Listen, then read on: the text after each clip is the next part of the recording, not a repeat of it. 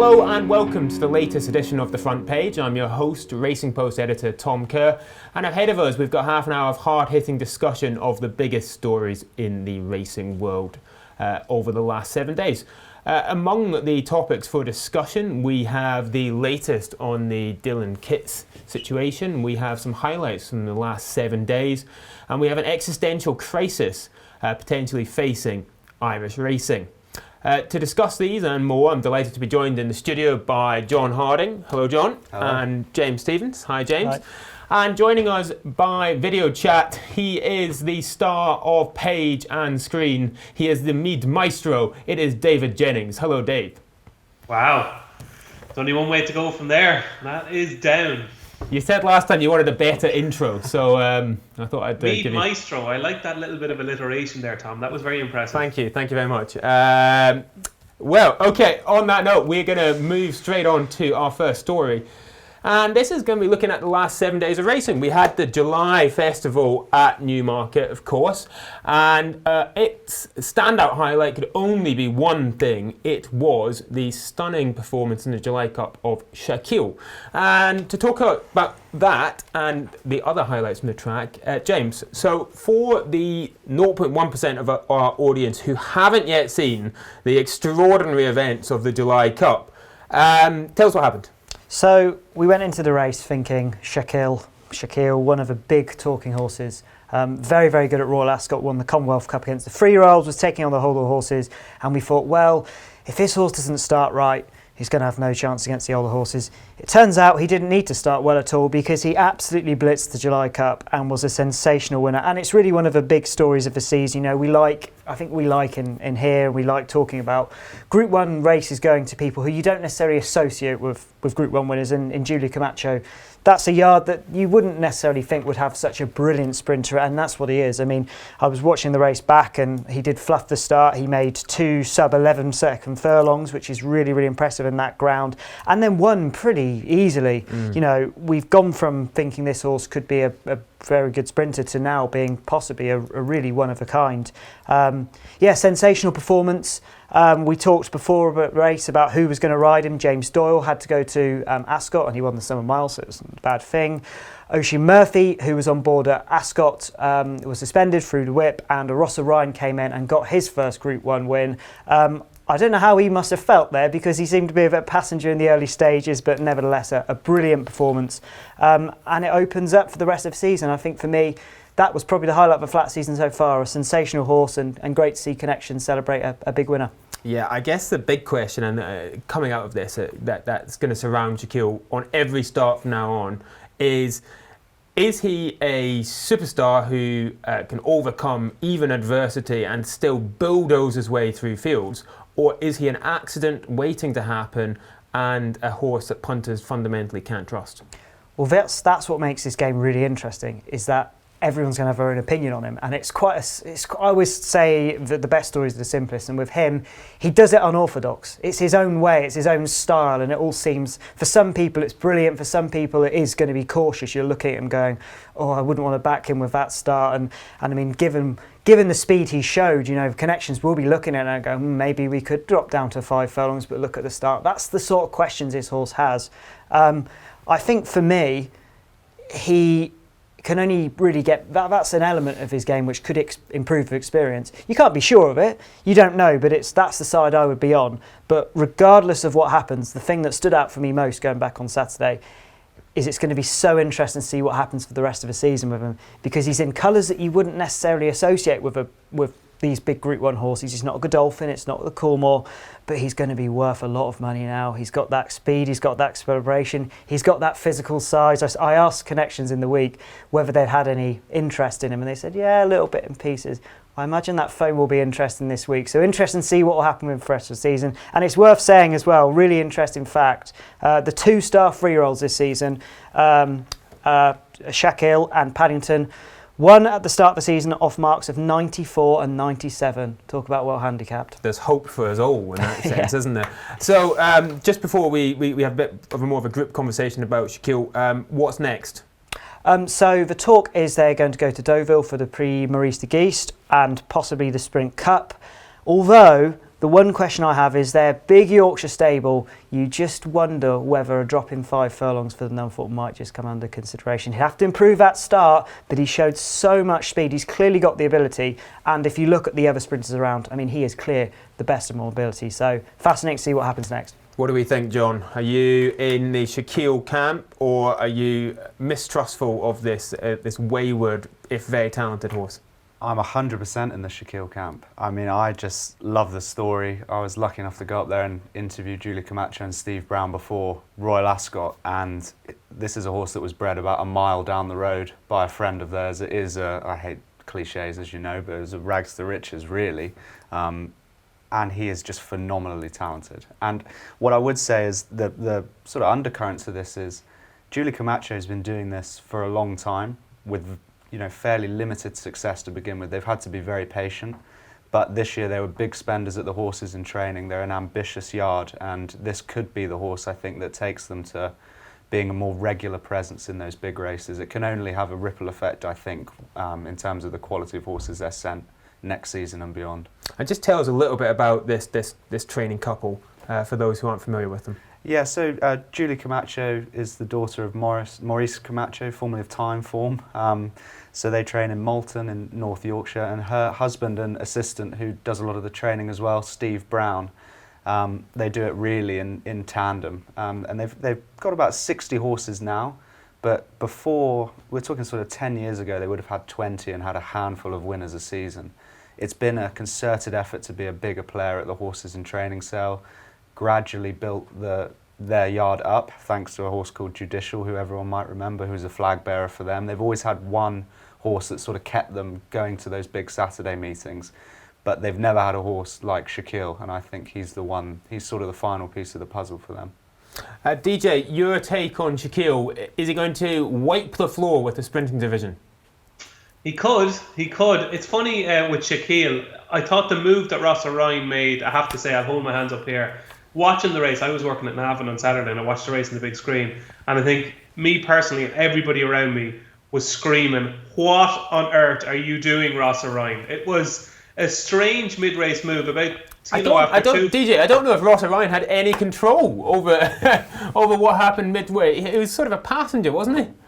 Well, he was and he wasn't. I think he was a passenger, but I think after maybe a furlong and a half, he realised obviously this horse is tanking me along, right? But he could have actually restrained him properly and said, okay, let's try and hold on to you, not make this mad mid-race move. And you know what it really did upset? Because I thought for the opening 2 furlongs, I thought Ryan Moore looked completely in his comfort zone on Little Big Bear, and then all of a sudden Rossa makes this move, and the race just changes complexion. In the space of 50 yards, the race completely changed complexion, and it then turned into, okay, after missing the break, after being keen, after making this massive mid-race move, can Shaquille kind of sustain this momentum? And he did.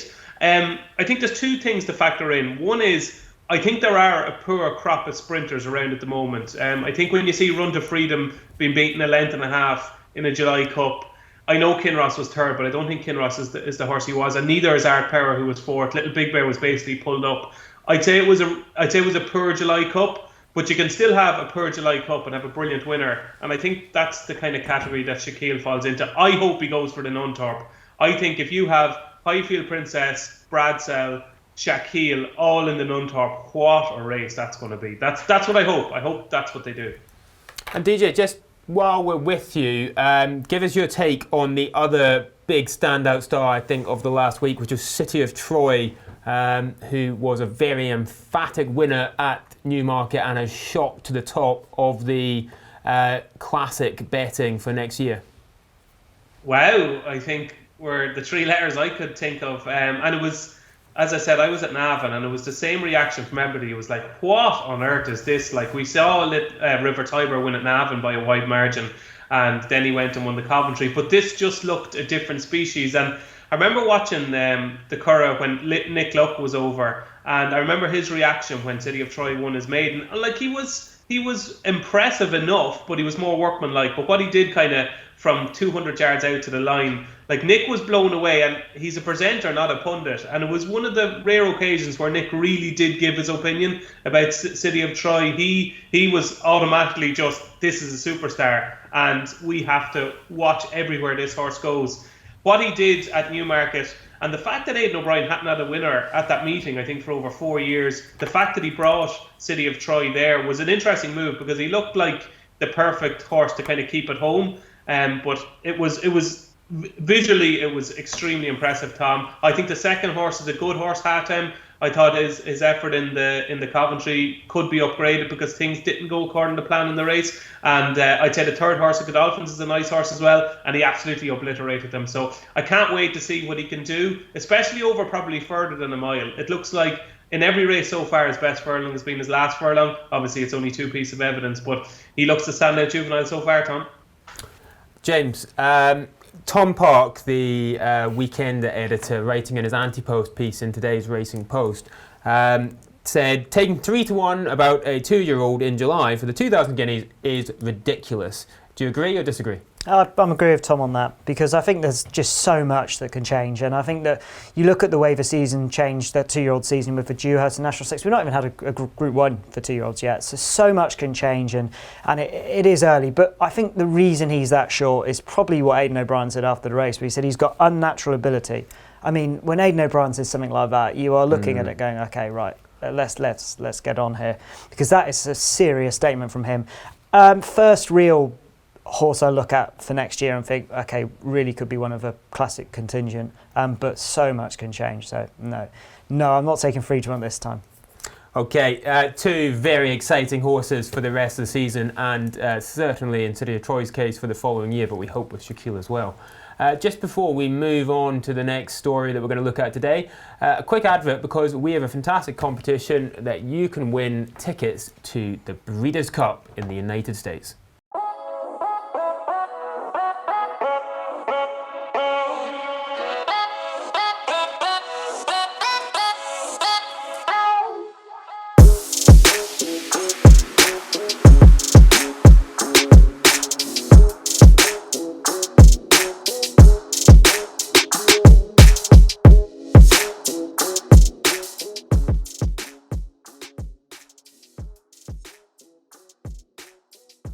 Okay, welcome back, and we're going to go on to our second story, and now we're going to look at a very alarming emerging situation in Ireland, where a new gambling regulation bill is proposing sweeping restrictions to the advertising of betting, which the racing channels, Sky Sports Racing and Racing TV, have warned could mean that there would simply be no racing televised in Ireland because it would be no longer viable. To tell us more about this story, David Jennings. David, just how seriously is this threat being taken in Irish racing?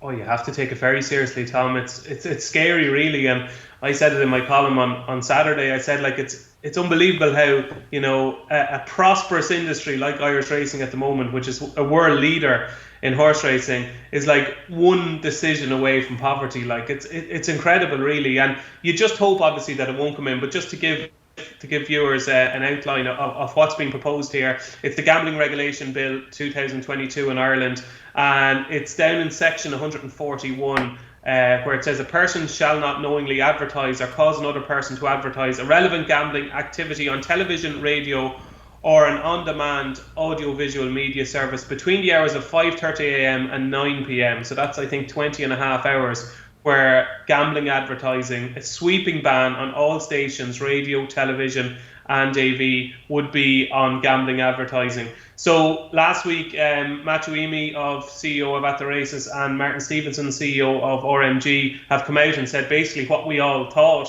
where it would not be financially viable for either Sky Sports Racing or Racing TV to be shown in Ireland, to have channels in Ireland, if this did come in, if this sweeping ban on gambling advertising did come in. And obviously that makes perfect sense, because their main revenue stream will be taken away. And I suppose the stage it's at, just to give people an idea, the stage it's at the moment, It's gone past the committee stage, which is stage 3, and it's now in the report stage, which is stage 4. So the amendments arising out of the committee stage, which is stage 3, are now being considered. So this is the time when amendments can take place. And the lobbying of politicians would have been 100% at the moment focusing on basically ensuring that our Sky Sports Racing and Racing TV are ring-fenced out of this sweeping ban. So in other jurisdictions, it has happened where this gambling ban on advertising has come in,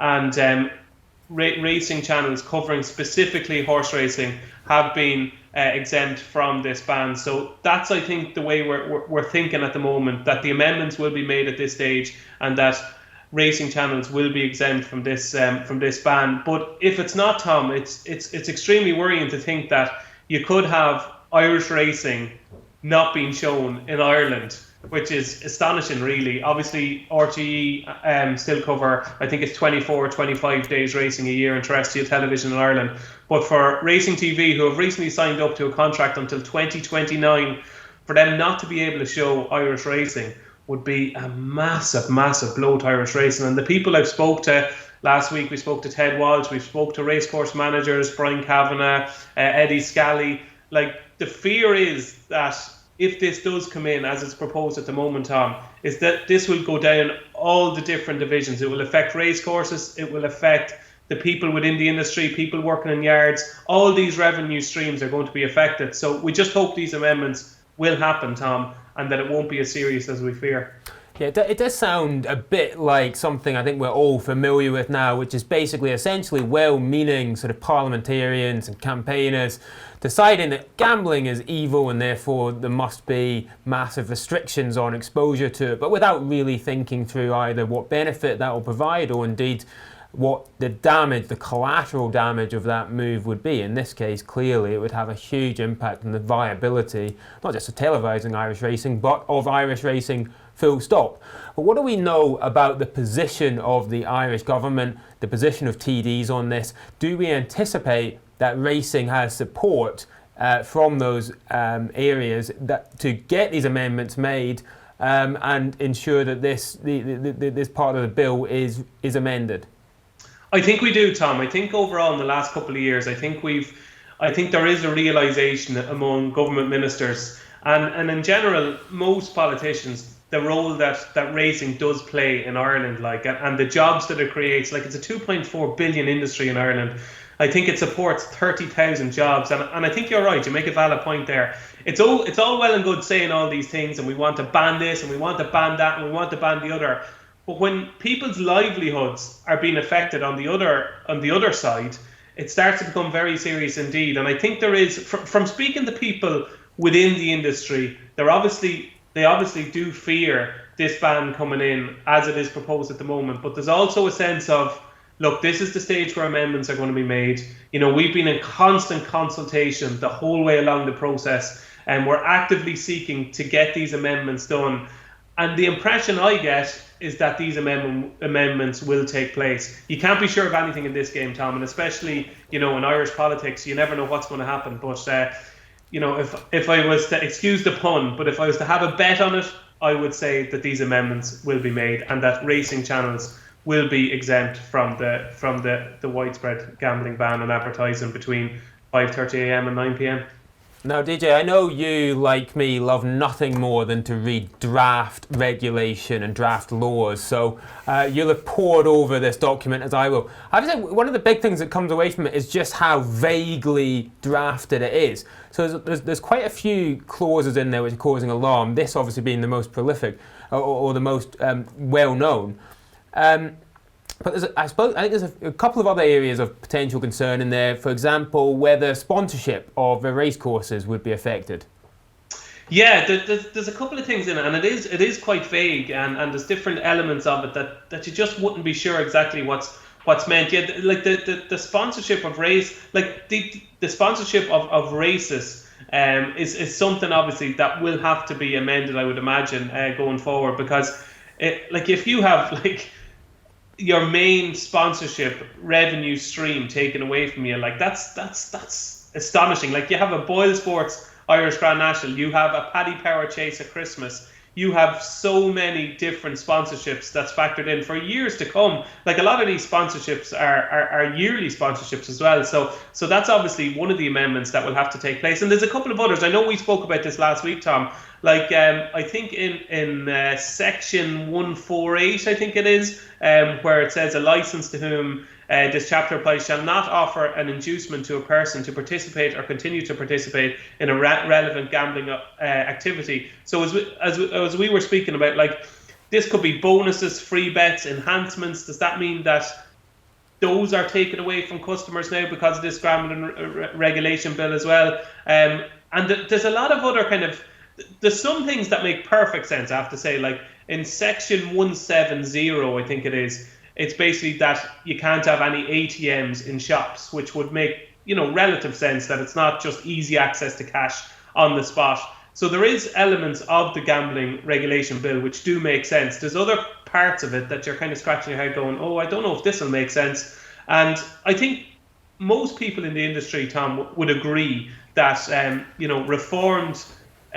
reform was needed here. We need to modernise gambling regulation in Ireland. So this bill is welcomed by even the people that it's going to affect. But I think it's just these little tweaks and amendments that need to be made just to ensure that livelihoods aren't at stake and that we do get a good reformed gambling regulation in Ireland.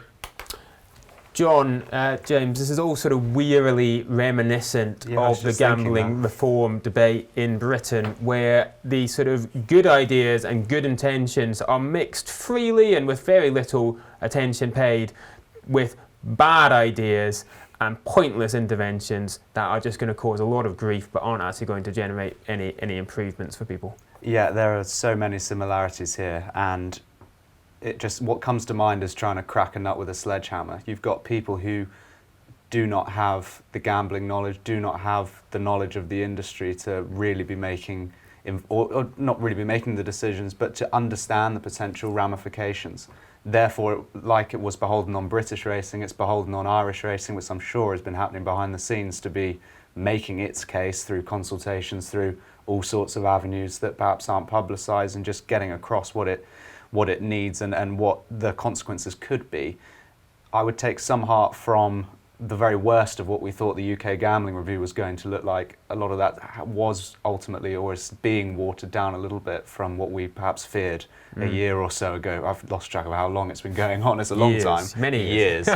So it sounds positive in terms of the amendments, but it is worrying that an industry with so much that makes such a contribution through tax, through employment, just as an institution, can be at the mercy of decision makers like that with so little say. And James, it does talk to the importance of racing, talking with one voice on issues like this and being exceedingly clear with legislators about the impact of ill-conceived regulation. Yeah, that's the thing. I mean, at this point in time, it seems quite scary. It seems unreasonable. It just doesn't seem right. It seems like this decision is going to completely cripple the industry, an industry in Ireland which is absolutely thriving. So it is important that the issues that have been raised and all the different bits and pieces about something like this can be listened to and taken into that next amendment stage. That's the key area, isn't it? Because if Irish racing can come across and put across its points and say this is severely damage our industry, and it's listened to and that amendment is made, then suddenly this bill seems to be a lot more fairer and looks to do its job more suitably. I mean, I've spent a bit of time in Ireland. I went to Galway, I went to Punchestown this year. Irish racing's impact in society is huge. It really staggers me how big it is, and I think that one of the things that Ireland have is they're very proud of the breeding industry, they're very proud of their ability to be represented all across the world. It's a really thriving industry, and if Irish government have got really any sense, they're going to have to listen to these, because it's a huge industry which they'd be essentially destroying. Thanks, guys. Before we go on to our final story today, without a trace of irony, an advert for the Racing Post free bets page.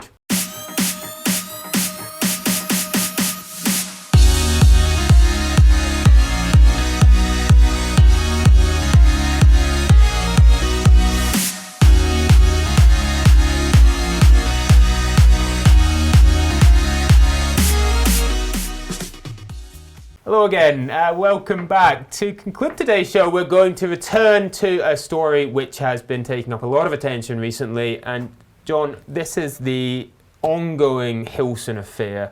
The latest from the last week was that Dylan Kitts has had his licence suspended with immediate effect. He, of course, was the hapless jockey on board. Tell us what's happening. Yeah, so last Friday, Dylan Kitts, the conditional jockey, had his licence suspended, having originally voluntarily sort of stepped back from riding. This all relates to a controversial ride aboard Hillsin at Worcester on July 5th. So that ride was referred to the BHA. The horse was suspended for 40 days.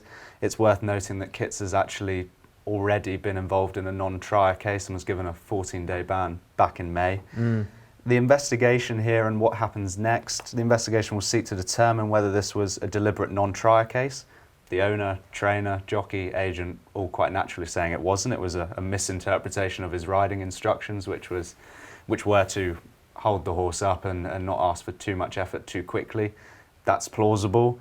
Or whether this was a case of sort of whether he was influenced, whether this was a deliberate non-trier. There was a drift in the market.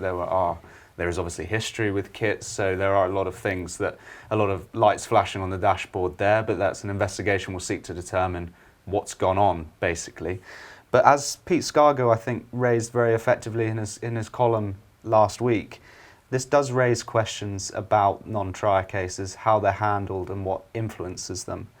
So he pointed out that 3/4 of riders found guilty of the most serious running and riding offences were conditionals, apprentices or claiming professionals.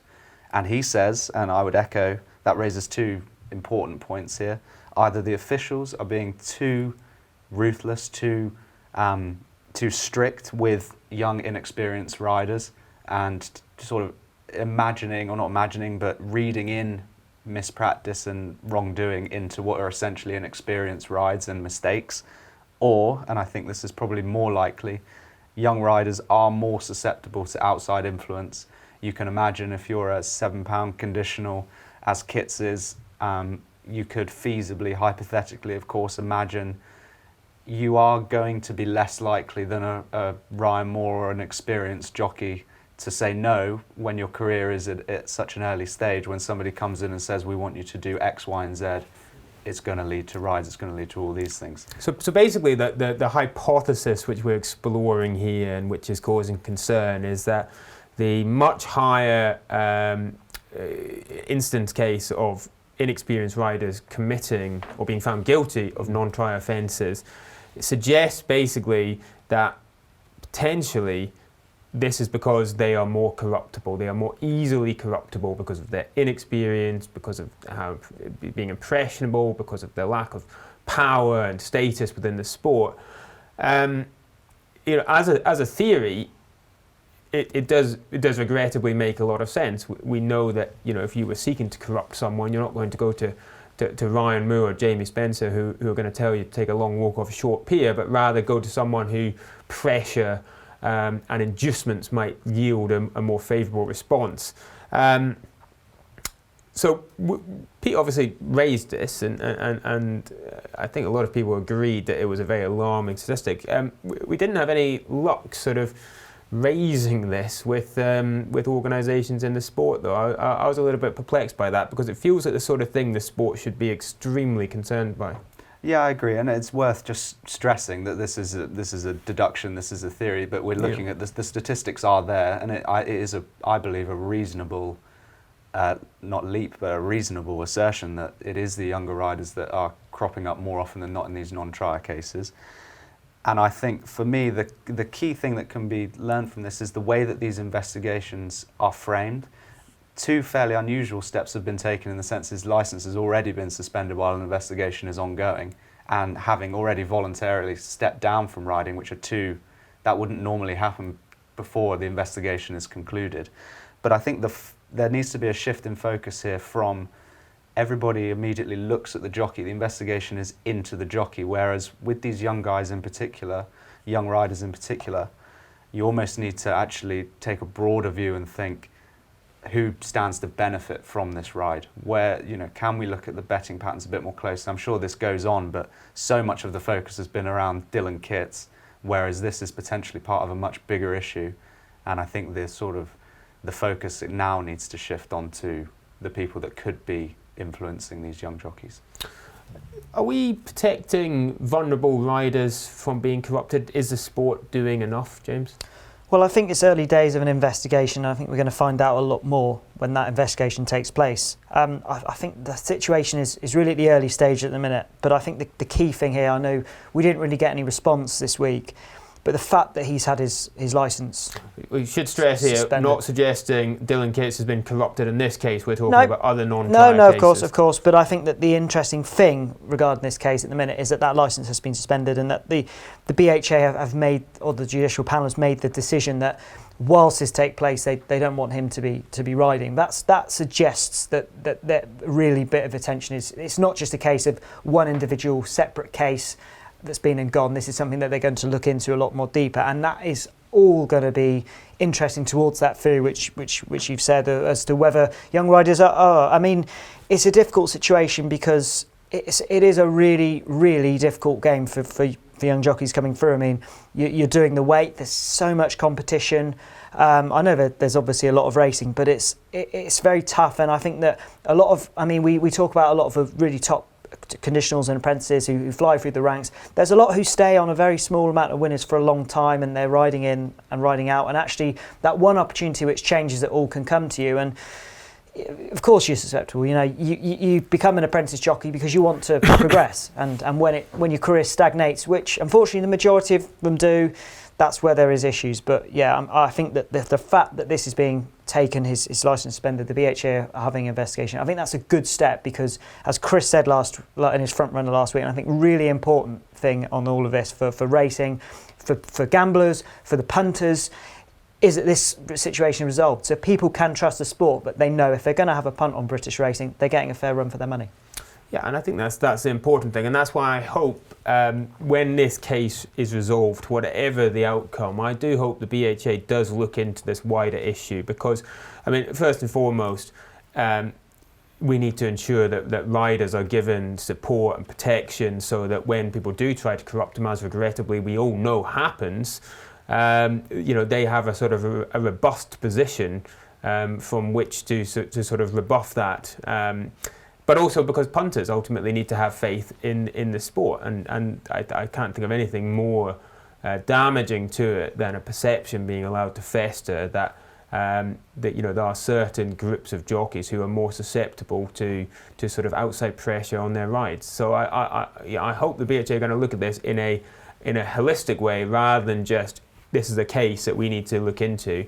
And we'll actually tackle that big issue. Some work is done in terms of education modules and things like that, but it's the classic, there could always be a great deal more. It's one thing to educate and point out to jockeys what the signs might be and what's right and wrong, but I think, and I would hope, the sort of outcome of cases, not this one in particular, but you build up a body of evidence that actually this is incredibly serious. It's one thing to click on a link and read all sorts of information about what you should and shouldn't do as a jockey with inside information and all sorts of different things, but to actually, there has to be a way of stressing the severity of this even more, I feel, given the percentage of young riders that have been involved.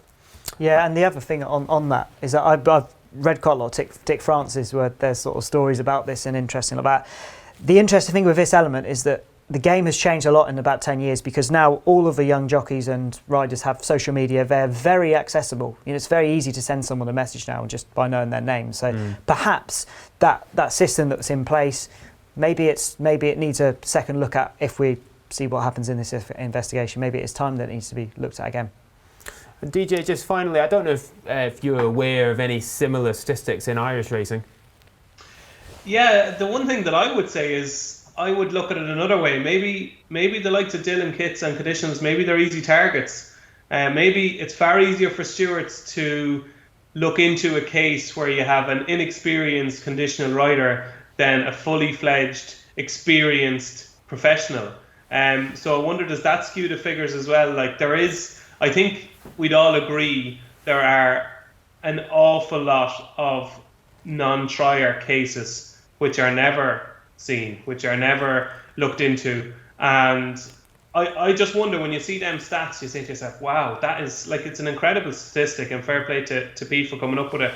But you just wonder, does that factor into decisions as well? Like, it's all well and good being able to say, right, bang, there's a non-trier. Now, in fairness, the Hillsin case, I have never seen anything like it in my life. It was extraordinary to watch. It was surreal. It was, is this actually happening? Something is seriously wrong here.